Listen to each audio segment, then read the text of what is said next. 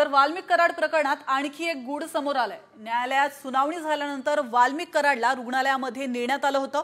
तिथं कराडची जवळपास 2 तास वैद्यकीय तपासणी करण्यात आली आहे। यानंतर रुग्णालयाबाहेर येताच वाल्मिक कराडनं रोहित कुठे आहे असा प्रश्न विचारला। साधारण 2 ते 3 वेळा रोहित कुठे आहे असं वाल्मिक कराड यांनी विचारलंय।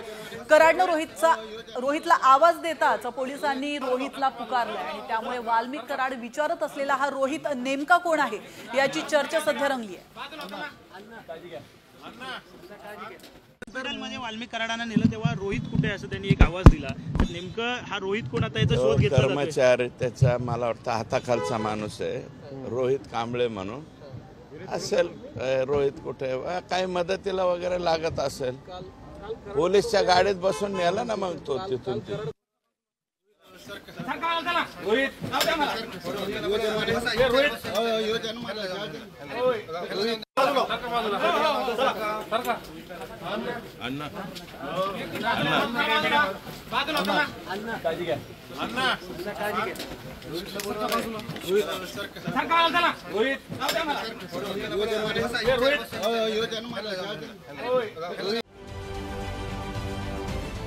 महाराष्ट्रातील सर्व बातम्यांचे विश्वासार्ह व्यासपीठ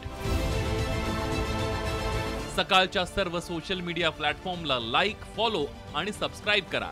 तसंच सर्व नोटिफिकेशनसाठी बेल आयकॉन प्रेस करायला विसरू नका।